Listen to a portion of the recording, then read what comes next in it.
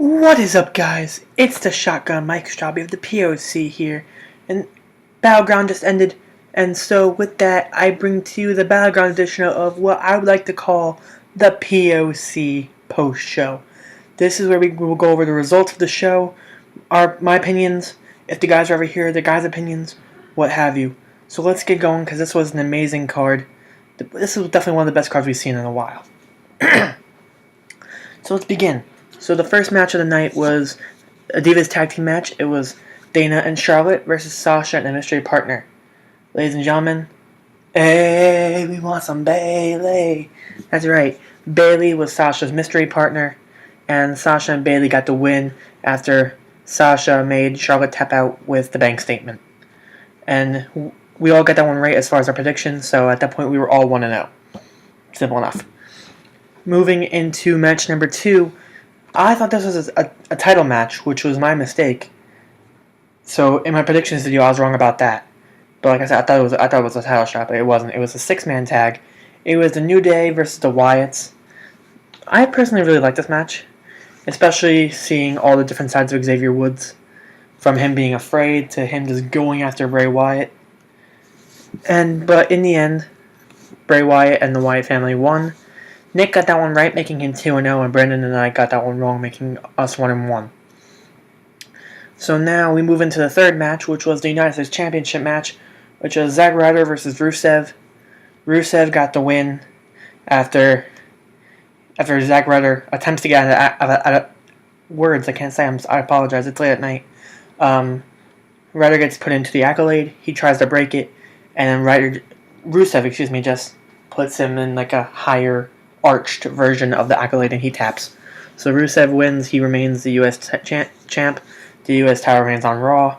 And Nick and I got that one right, making Nick 3-0 at that point, me 2-1 at that point, and Brandon 1-2 at that point. The fourth match of the night, personally, top 3 for me. It was Zayn versus Owens. This was a really good match, and Sami Zayn got the win. Hopefully, at least for now, ending this rivalry.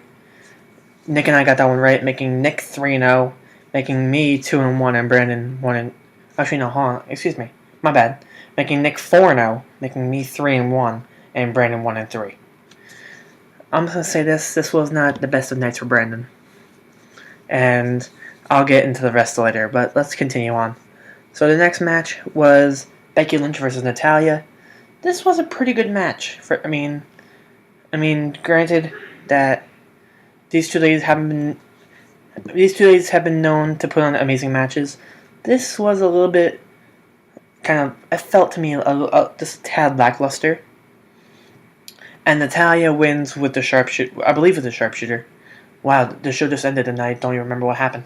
Anyway, but yeah, Natalya definitely won. Which put Nick at that point at 5-0, which really pisses me off. And then it put me at 3-2, and Brandon at 1-4. Moving forward, the next match was. I apologize. My mom's trying to fix one of her friend's computers, so I'm just gonna keep talking. Hopefully that beeping won't be that loud in the video. Anyway, so like I was saying before, I was rudely interrupted. The next match was for the IC title. It was The Miz versus Darren Young.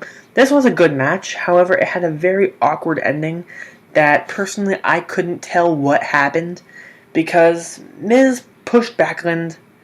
So I'm not sure whether it was a DQ or it's people on Twitter saying he got counted out. I'm not exactly sure what happened. It was a weird thing.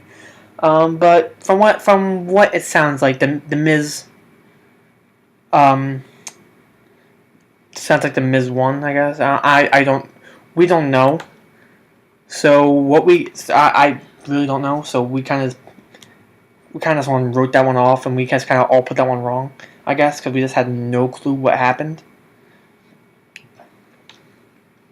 So we put all wrong for that one. So at that point, that made me. Give me 1 second. I'm sorry. Yeah, I think that put me at 3-3. Yeah, that put me in 3. That put me at 3-3. That put Nick at 5-1. That was his first loss. And then And then Brandon was 1-5, I believe. Yeah, 1-5 at that point. And next was Cena, Enzo, and Cass versus the Club. This was really, I give Enzo more props because that promo before that was absolutely amazing. I was like in love with it. Like, oh, Enzo, you got the gift of gab and the gift of jab, my friend. Good for you. Anyway, it wasn't good for me because the Club lost. Yeah, Cena, Enzo, and Cass got the win after an attitude adjustment off of the second rope, or the top rope, or one of the ropes. But yeah.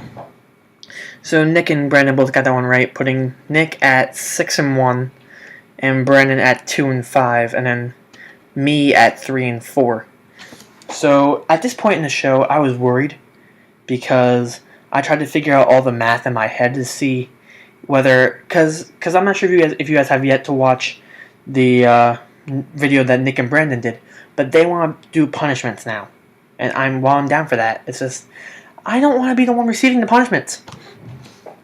But have no fear, because at that point, I did all the scenario work. And no matter how it went out, Brandon was the one who got the punishment. But I'll get into that in a couple minutes. Anyway, moving forward, it was the main event, the triple threat, Reigns versus Rollins versus Ambrose. This was a great match. It started out kind of boring because Roman just went on a absolute, that's like demon. Well, I wouldn't say demon, but like just went on like a on a mean streak fest sorta, and then just it kind of just built up as most Roman Reigns matches do. To be honest, he looked good coming back from suspension. Obviously Rollins looked good because he's one of the best wrestlers that WWE has today. Dean Ambrose, obviously the champion going in. And now that I say that, I could say that he was a champion going out. Dean Ambrose won. The title stays with SmackDown Live. Most likely, they'll probably make a title for Rollins and Reigns to fight for at SummerSlam, or I don't know exactly. But anyway, I was the only one who got that one right because I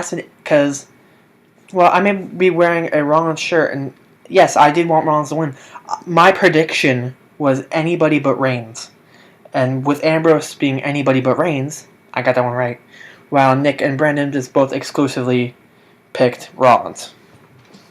So that put me at 4-4. That put Nick at 6-2, and that put Brandon at 2-6. So once again, just to read out the final scores again, Nick was in first place. He won Battleground with 6-2. I was in second place. I went 500 at 4-4, and Brandon came in last place with 2-6. And Brandon, Nick and I were talking probably about maybe a hour into the show, maybe even a little bit before the show, and we were discussing punishments, and I brought up the idea, and Nick completely agreed. So, Brandon, the good thing for you is that this punishment might not even be a punishment with how hot it's going to be, with how hot it is as of recently. Because, Brandon, your punishment for Battleground for losing the predictions this time will be an ice bucket challenge. So, like I said, may not be a punishment to you because of how hot it is. But, I mean, we'll see. But, for now, I came in second place. I came in 500. I'm happy. Obviously I would love to win, but I didn't get punished. So, that's beautiful. So, anyway, guys, this has been the P.O.C. post show for Battleground. I am the Shotgun Mike Straube. Don't forget to leave a like, comment, and don't forget to subscribe to both me and to the Putover show as ran by Nick and Brandon. Link to their channel is in the description, as well as to the P.O.C. show Twitter, which I currently don't run, but I mean, that's not my problem. Anyway, guys, once again, I am the Shotgun Mike Straube, and while I may not have won the P.O.C. post show for Battleground, not getting the punishment is simply too sweet. In your face, Brandon.